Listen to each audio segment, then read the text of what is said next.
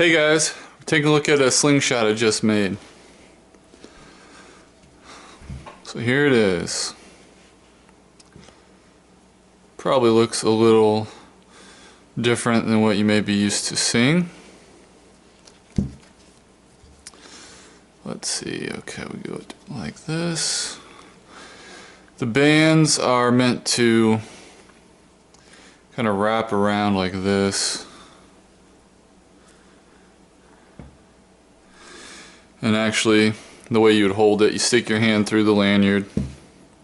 It's barely big enough for your hand to go through. A couple different hold options.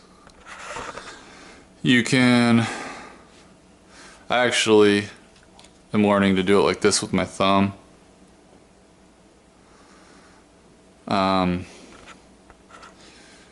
You can choke up with both fingers like that. Now you see kind of how the lanyard works. It's actually using that as a counter lever against my arm.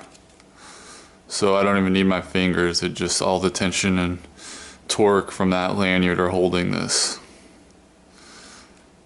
If you did it up here or held it lower, then you know the lanyard's not going to work. So you gotta, it would help if you had a shirt on, because it's going to grip into your clothing. And you can do like that. Or you can even just do the standard thumb, or if you wanted to, just the traditional. So we'll talk about how I made this. As of yesterday, the wooden frame was a Palo Verde tree that was alive and well. It still is, actually. I just cut a limb off. That's one thing you can do with Palo Verdes. You can just trim a limb. They have tons of branches coming off that are always dying and falling off. So just cutting one off won't hurt it at all. So I selected a very thick branch in Y, which it doesn't look very thick now, but it was when it started, because I wanted something very robust and strong. I've seen some people when they're selecting branches for slingshots and they pick these real little kind of dinky branches that are like as big as your pinky or finger, and by the time they dry out and you take the bark off, they're going to be pretty thin. So you want to start out big, and then as you shave the bark off and you whittle it down and you sand it, it's going to get a lot smaller. So it really doesn't even matter how thick it is, as long as you have a wide enough area for the shot to pass through. As far as the Palo Verde, why I chose that, out in the desert, that's about the only tree there is. So you don't have a lot of options. It's like Palo Verde or mesquite. And it's a very heavy, dense wood, very fibrous. The bark is actually green, hence the name Palo Verde, means green stick. So it's a good choice for something like a slingshot, because it's going to hold up well. Now I actually fire harden this. That's important. If it's green, it's going to be fairly strong. Even if it's dead and dry, it's going to be fairly strong. But if you fire harden it, it's going to be twice as strong. And I actually just took my barbecue charcoal grill and just threw the stick in there and let it cook for like an hour and a half. Rotated it, made sure it didn't catch on fire.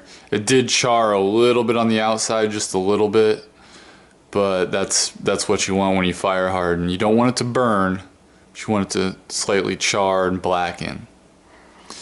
So that's how I was able to take a green stick and dry it out and harden it in 24 hours. And I even put some varnish on it too last night. So after I cooked it in the grill, I put it in the oven at about 250 degrees for not too long, maybe about 20 minutes, 30 minutes, just to try to get as much moisture out as possible. Now it did crack a little bit during that process, which is okay. It's gonna do that anyways, even if you let it cure and dry on its own, air dry. There's a crack in the bottom. That was actually when I sawed the branch. It was kind of hard to get in there because the branch is real thorny and thick. So I sawed almost all the way through, and then the branch kind of broke off as they do, and it left that end that kind of tore. And I tried to cut it down and sand it down, but the crack went up pretty far. But it's more superficial than anything. It's not going to hurt anything that it's there. And when you varnish it, it kind of seals everything in. It'll prevent stuff from cracking anymore. As far as the shape of it, you can see that it's got this one side that's a little curved, whereas the other one's straight. That honestly doesn't matter. That actually helps when I have my thumb on there, because you'll kind of turn it a little bit forward like this, and that'll actually line these up perfectly straight. So that's fine. With the band, this is just a exercise band I got for $1. There was 2 large rubber bands. I just cut them and used one for each side. Now this draws back really far. I didn't realize how far it was, but I can do like a full extension. Almost, I think it's called the albatross style, where you pull both your arms apart in different directions, not just drawing it back to your chin. Can almost do that, but I just do typically draw it back by my ear or something like that, and that gives me a really good good pull on it. I've just shot some rocks with it. It does shoot pretty far. Not really very accurate with it yet, but I haven't really done much testing. I'll probably use steel shot with it. The leather pouch, this I took from, all this, the only real costs were these exercise bands, which were $1 at the thrift store. Everything else I had, the Ranger bands I had, the paracord I had. This leather is from an old wallet, and I probably didn't have to do it, but I took my pellet gun because I don't have a hole punch, and I shot holes through it, and then I put a hole in the middle to kind of guide the rock or the piece of shot that you put in there. And it seems to be holding up pretty good. I wasn't sure if the edges would tear out, but it's a pretty solid piece of leather, so that seems to work. And if it did, you could just replace it. I used electrical tape to bind the band to the leather and to the stick. And then I also took a Ranger band and wrapped it around to just help solidify that even more. So that's not coming off. I actually I had to kind of pinch the rubber band, stick tweezers through the hole, and then pull it through. There was really no other way to get it through there. And then I folded it over, and then folded it back over, and then electrical taped all that. So sometimes with electrical tape and rubber bands like this and all that tension, it'll pull loose, so you want to do like a double back the fold to really make sure that it doesn't come undone. The handle, I first actually took tennis racket wrap and wrapped it around just to make it a little softer, give it a little more bulk. Then I put the Ranger bands on. I did have the Ranger bands up to about here, but I didn't really like how that looked, so I kind of pulled them back down. And you just overlap them a little bit and you get a really good grip, because it has not only the tackiness of the rubber, but it's got these ridges. I don't know if you can see those, but that lines up with your fingers and just gives you a really good grip.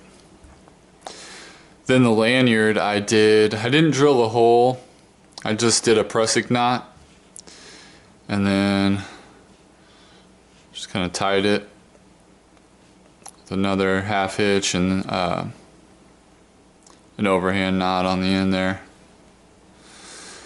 And then wrap that in Ranger band to secure that, even though it's pretty secure anyways. And you want that lanyard to come off the right end. You don't want, really wouldn't work on the bottom. You don't want it on the other side. You want it to be on the side that you're pulling from.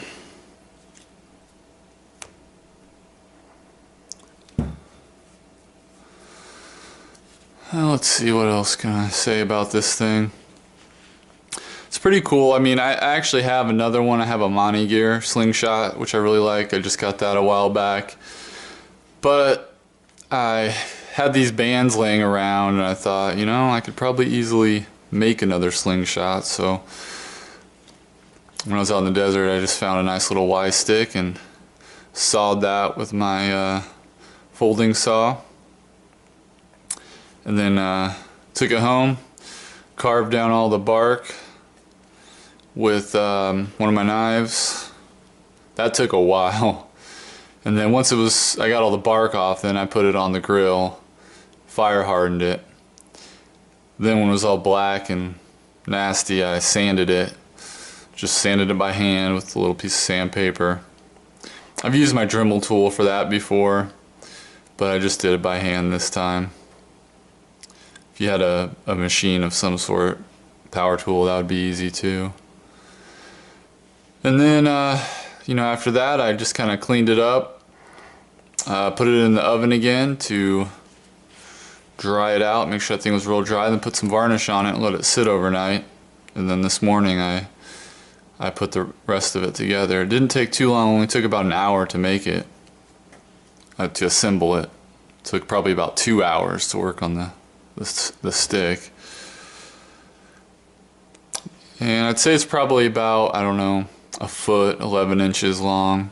Just a little bit longer than most slingshots. But again, having that extra long handle allows you to get that counter lever with the lanyard, so you don't need to really hold it tight with your hand because you've got that counter lever.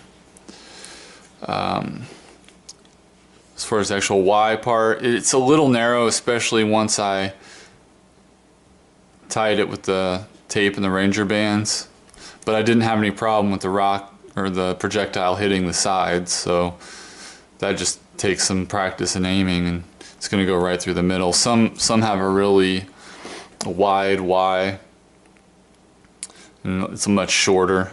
This one's a little more narrow and longer. But you know, that's fine. It's all personal preference at that point. And it's pretty lightweight. At first that piece of wood was really heavy, but once it started drying out, it got pretty light. So I don't know, this thing probably weighs about 1 pound or something. It's not too heavy. I'm going to be doing some field shooting videos. I'll probably go out in the desert and just shoot around with it. I've got this cool helmet cam or head camera, so you can get kind of a first person view of it. And I'll go out and shoot some stuff and see how accurate I can get with this. Maybe I have to tweak it a little bit.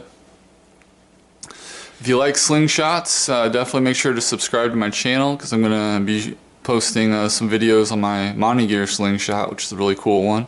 So be sure to check that out. I may even make some more of these in the future, since they're pretty easy to make and inexpensive. Other than that, rate, comment, subscribe, and thanks for watching.